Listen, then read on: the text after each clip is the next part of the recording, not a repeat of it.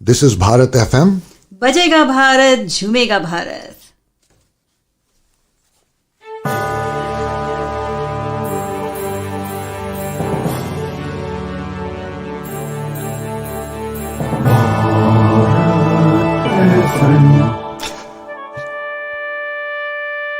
ये है भारत FM. बजेगा Bharat, झूमेगा Bharat. Hi, everybody. Welcome to Storytellers Cafe. Good evening, good morning, good day. This is your host, Usha Venkatraman, on Storytellers Cafe. As you know, Storytellers Cafe is a 30-minute segment on Bharat FM every Sunday at 9:30 p.m., 9 p.m. India time and 11:30 a.m. United States Eastern Daylight Time. Welcome, everybody. As usual, we have a special guest tonight as well. And before I introduce our guest, I just want to tell you what is storytelling. Storytellers Cafe brings storytellers to tell their stories. A story is a sequence of linked events. This happens, then this happens, and this happens. Right? Today we have a very special guest, Maya Rao. And Maya is going to be telling you stories through images. Maya is, she is my guest, and she is the founder of Can and Able Productions. Now, she uses visual effects in her storytelling. How does she engage the audience? She uses, of course, there's a script, locations, lighting choices, visual effects, camera movement and placement, and strong cinematography,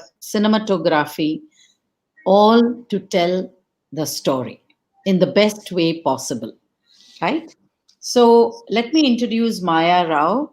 Maya, after graduating from SNDT, followed her passion and did her postgraduate at the Film and Television Institute of India, Pune.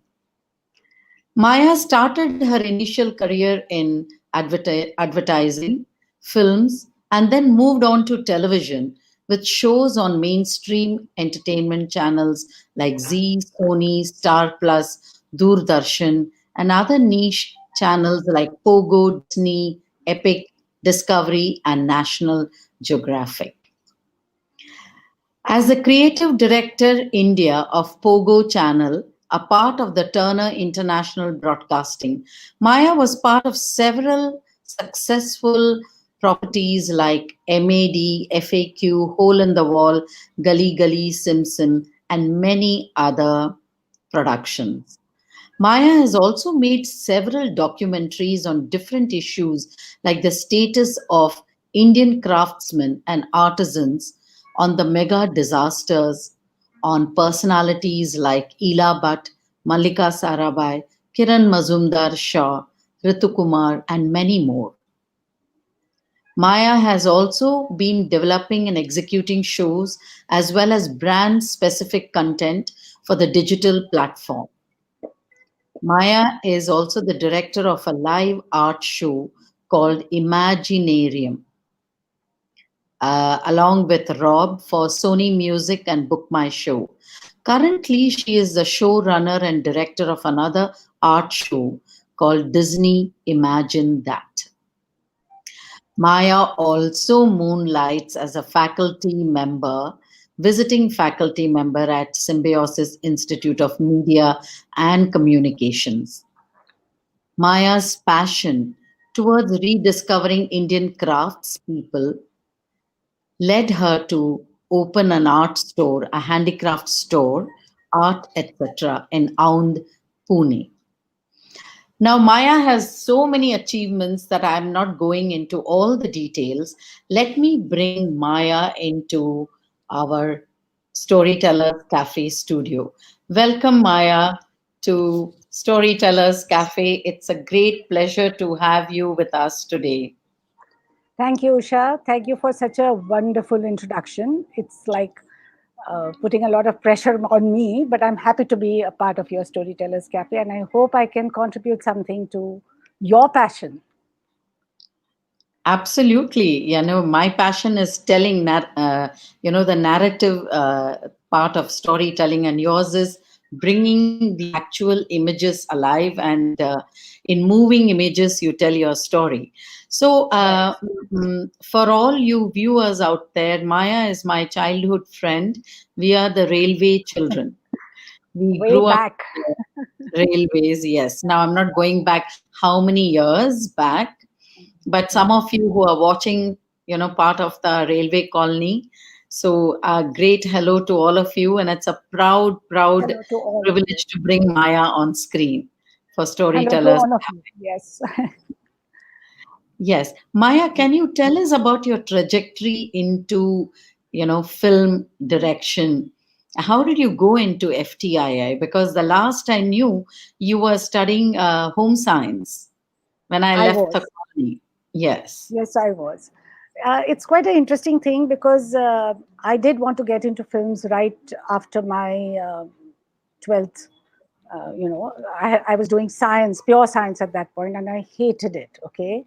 I don't have an aptitude for pure science, obviously. So, but I was doing it because that was the norm at that time. And then I wanted to get into filmmaking. As you know, we used to do a lot of cultural activities as children. So I thought I would follow that passion, and I wanted to get into filmmaking. But then, obviously, at that point, it was difficult because you know filmmaking was not considered a very lucrative or a profession. So it was a passion but not a profession, right? So as per the adult advice, my parents and everybody insisted that I should do graduation in something more concrete, and that's why I graduated in foods and nutrition, and I in fact worked after that for a year. I enjoyed, I still enjoy advising people on dietetics and stuff like that.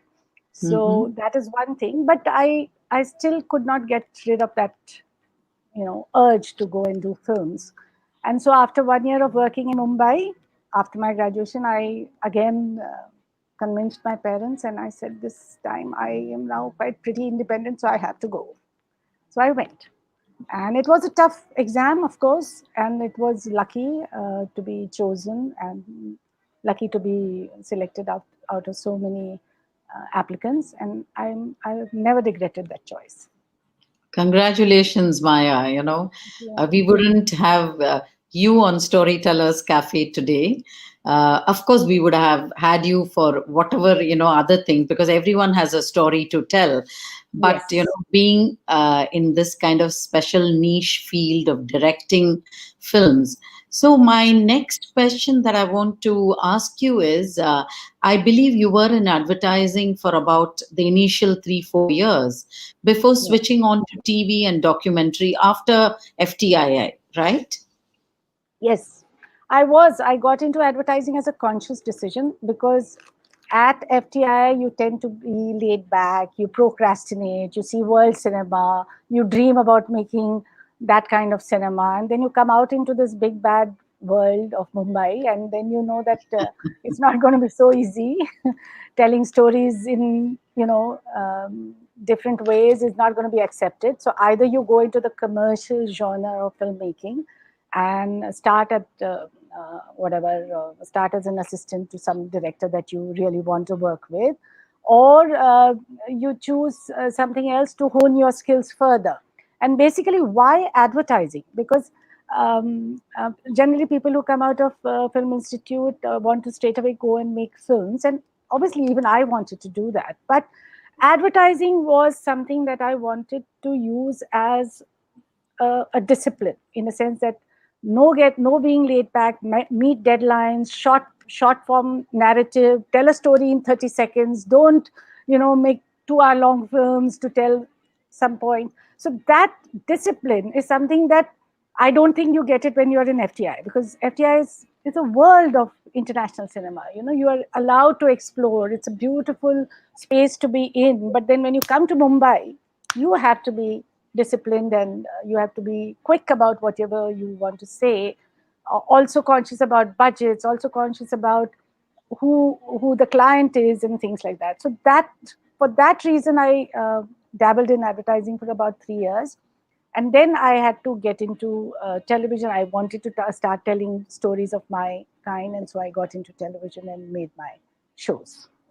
Oh, wonderful, Maya. So that means that if you want to become a filmmaker, advertising is one of the best stepping stones to, See, you know, hmm, yeah, I mean, I that was my personal choice. Everybody follows a different trajectory, but I just felt that it's a quick jolt to a person, to ground your dreamy existence. So that is why for me it was great. Something that people, I think, should at least explore. Don't reject it just because you've seen esoteric cinema. Do it.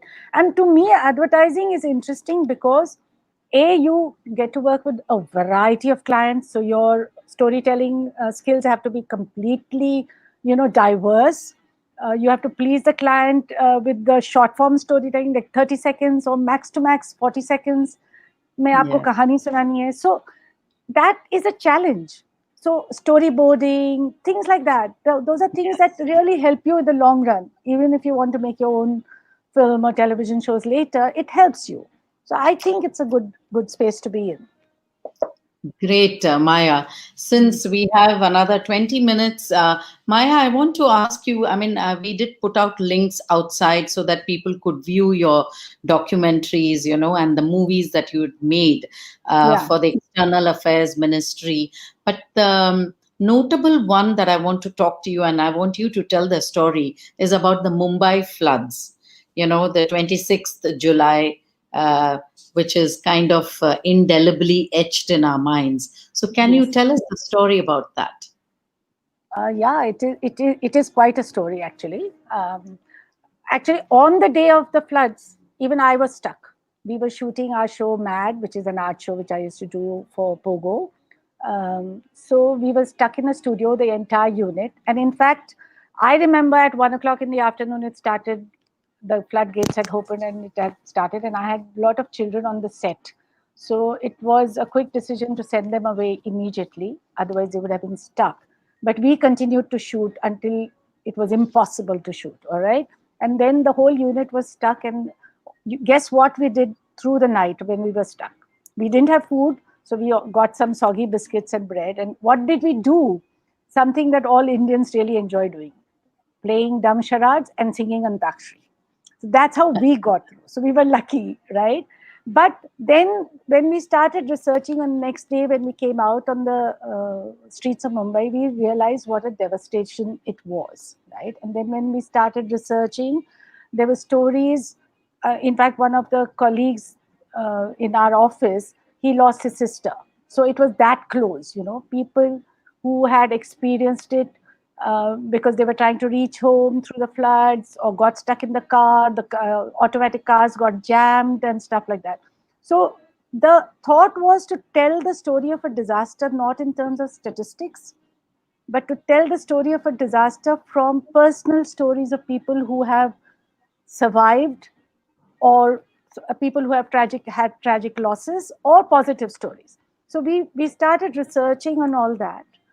Of course, there was a parallel because it's a documentary, so factual research had to be, of course, followed as to the scale of the the downpour and the height of the cloud and all that, for which we use graphics to demonstrate.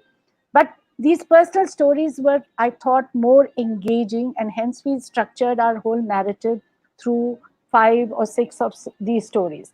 One was a story, and each story had a theme. One was a survival, one was a positive, a baby delivered, one was a rescue operation. So you get an exposure of what people in different walks of life were doing at that time and how they managed to either survive or help or whatever. Because Mumbai is known for its resilience. You know how people help out and go out of the Absolutely. way to Yes. do it. So we wanted to capture all that. And that's how we made this. And I would like Ashish to, if possible, share a screen, because I would like to tell you about the real situation in Mumbai was this, right? This is how Mumbai looked on that day, where people were using ropes and things like that to cross. Cars were submerged. In some areas, the water was right up to the first floor and things like that, right? So this is the real footage of Mumbai, which we got from the, let's say, the news coverage and things like that. Now, if Ashish could switch to the next picture, I will tell you how 1 year later, because the documentary was made after a research of 1 year and things like that, how 1 year later we had to recreate. So we actually staged scenes like that. The way the picture that you see on this is a stage scene where we went to a river, we had rain machines, we created people, we created barricades, we created, there are other things like we got it in auto rickshaw, we got in situations where people were trapped in auto rickshaw. If Ashish can go to the next visual, I'll show you that also. So documentary making itself became such a challenge. It was like how to shoot a disaster after 1 year, you know. So like this is also a recreated situation. Next visual also, Ashish, if you can share.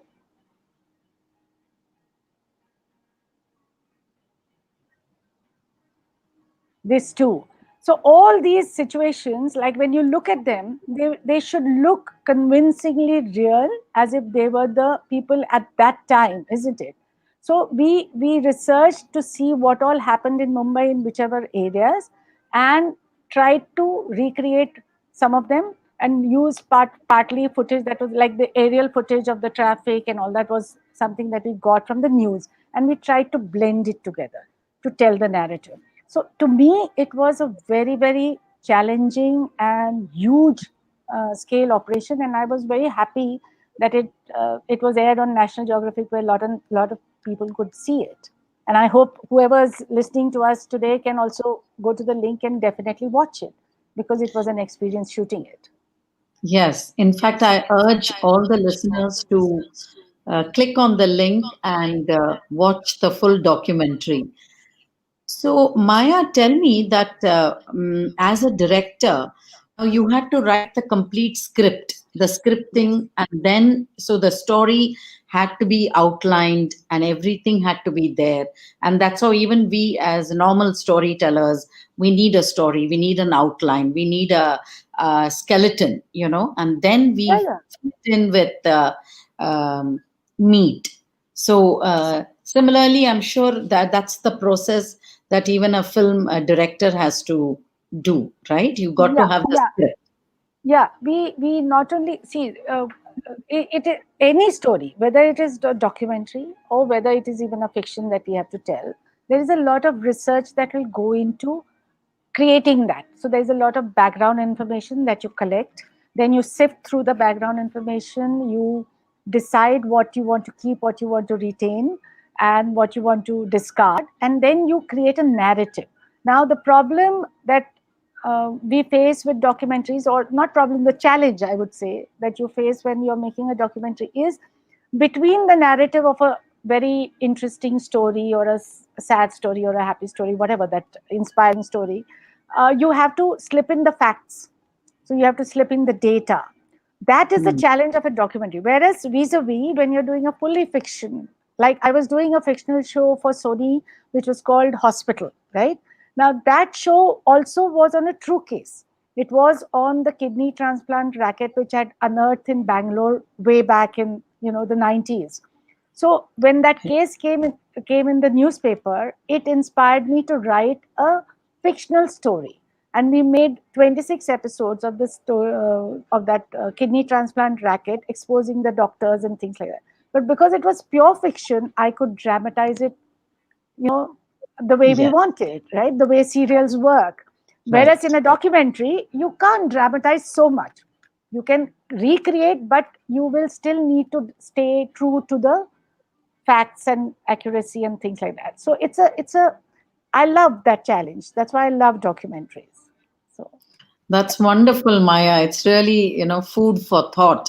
yeah. As storytellers, we tend to dramatize, we tend to, improvise on the story. But I know that the floods, you can't improvise. It's true facts have to be told and Yes. put out there. Yes. So Yes. that is wonderful. Can you talk to us about the other films that you made for the External Affairs Ministry on some wonderful women, Yeah, and that was yeah, another very, very good yeah. experience.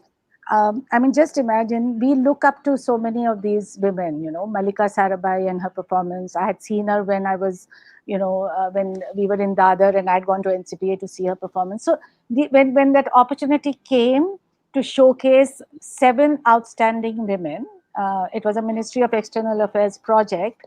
And I was asked whether I would take on, I jumped at it. Because it feeds my other passion of traveling and meeting people, so I could meet and to meet some of the women who you hold as icons. So that was a great experience.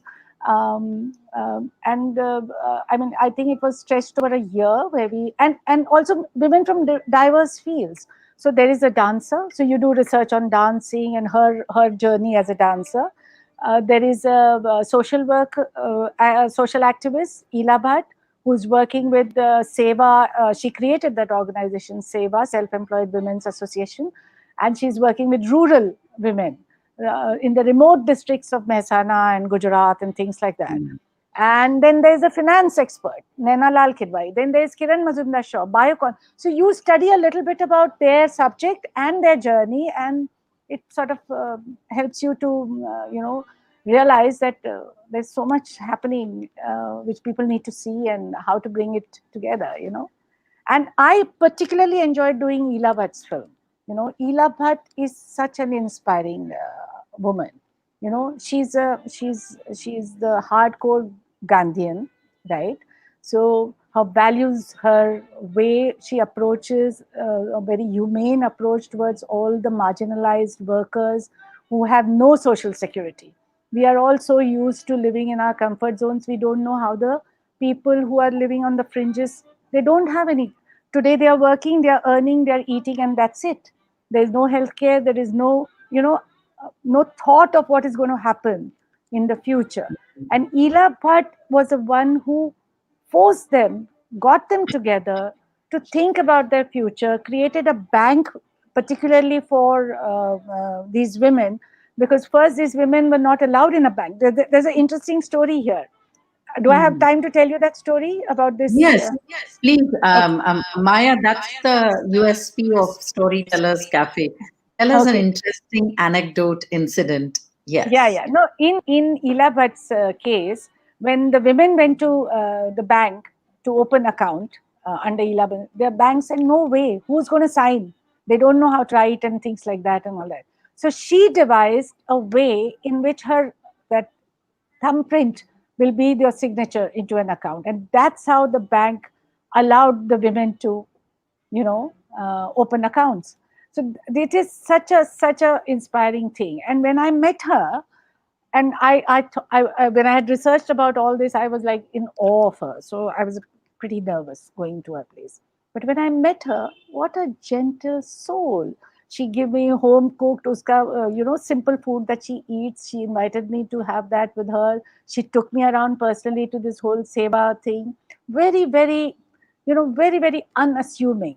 The fact that she was a Rajya Sabha member, she could hold her own there and all. It was just too good, too inspiring. Oh, that's wonderful. And also, I also read that you did interview Ritu Kumar.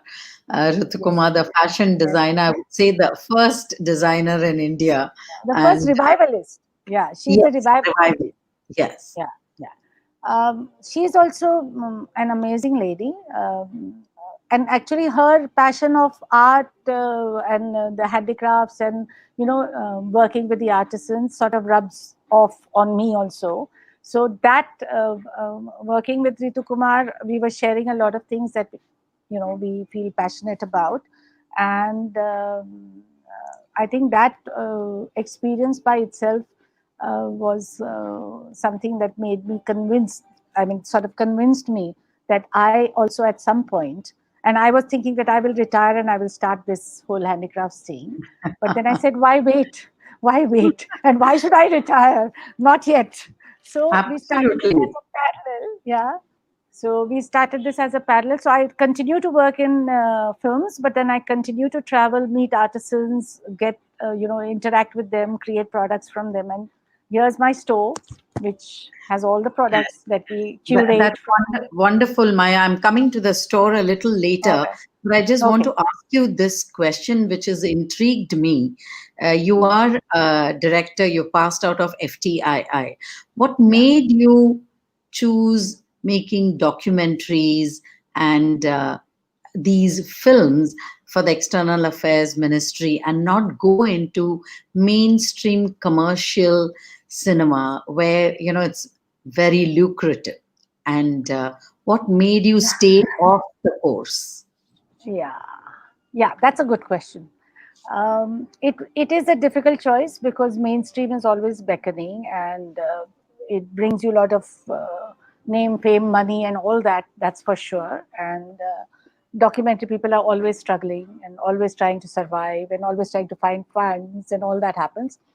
And I would love to do mainstream cinema. Only thing is the storytelling that is something that is popular is maybe something that I don't tune myself well in.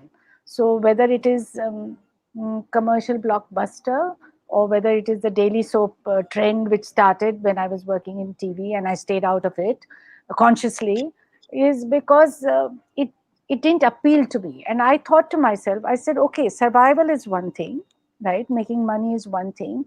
But if I find working a drag, then I don't think that's why I went to FTI, right? So I need to enjoy what I'm doing. I need to feel strongly about it. And I need to be able to get up in the morning and say, yay, I am going to shoot something which I really feel passionate about, rather than going and doing a chore in the morning and saying, "Oh, aaj shift kab khatam hoga," So in fact, when we are working with a large unit, I work with a unit of over 100 people, right? And Mhm. as a director, I'm the one who has to call a pack up at the end of the day. All right. So when the last shot is scanned for the day, and I say pack up, and everybody says, "Yay!" So I said, guys, are you doing it because it's torturous for you or you love doing this? So why do you always be happy about pack up? Why not be happy about the start of the day? They come so tired, and that can. So I didn't want to do that. Basically, I wanted to feel energetic right through the end of the day. And in fact, one of the things that we did, like when we were shooting Disney Imagine That, which was just happening now, and COVID hit, so we had to stop shoot, right?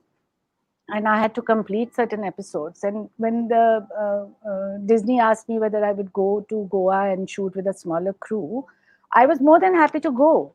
A lot of people said, no, no, it's dangerous. It's a COVID time. Nobody should be traveling. My younger assistants did not come. My company told me that considering your age, are you sure you want to go? Is it safe and all that? I said, I'm good to go. If something has to happen, it'll happen, whether here or while I'm shooting. I'd rather, go with my boots on rather than be scared about something. So that's how it is. That's truly inspirational, Maya. We Thank you. have, just about a couple of minutes more. I want you to tell the viewers about this wonderful handicraft shop that, that's where you are present right now, Yeah, you know. yeah, And yeah. can you tell us about setting up this It was a handicraft? challenge. Yeah, it was a big challenge because I didn't know anything about the business part of it. I'm not sure I know anything more now also about the business part of it. But we arrived at a system of making it work. We decided that we are not going to approach any investor or any loans or anything, right? We wanted to be independent in what we wanted to do, and we wanted to be responsible whether it worked or it didn't work, right? The idea was to help artisans, and we said if we start with a good thought, helping artisans, we will make it somehow. So how we set this up was with the thought that let's touch base with the artisans who do not get exposure and give them a platform. And then if we can manage to expand it to online, we will do it online also. But right now, let's set up a physical store.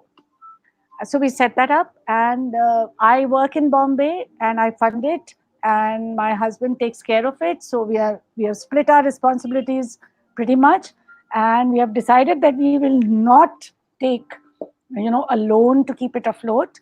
So there are bad times. Like 3 months now, the store was closed because of COVID, but we stuck it out, and I hope we'll stick it out in the future. If you guys wish us luck. Absolutely. Why not, Maya? Yeah. I will have to conclude our conversations and expressions because we are running out of time. I know there is so much more to talk about because it's so interesting. I wanted to ask you about so many things, but we'll have you again, Maya. We will definitely, the Sure. time constraint. And once again, it's been a pleasure to host you on Storytellers Cafe. And for all my viewers, next Sunday is very special. It's Navratri special. And stay tuned to listen to a wonderful, wonderful storyteller, a traditional storyteller. Dushyant Sridhar is coming to Storytellers Cafe. So thank you, Maya, once again. Have a great Thank you, evening. Usha. Thank you. This is Bharat FM. बजेगा भारत झूमेगा भारत.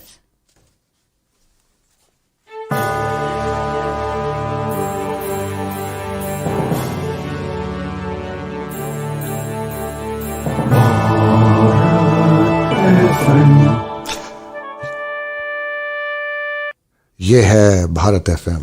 बजेगा भारत झूमेगा भारत.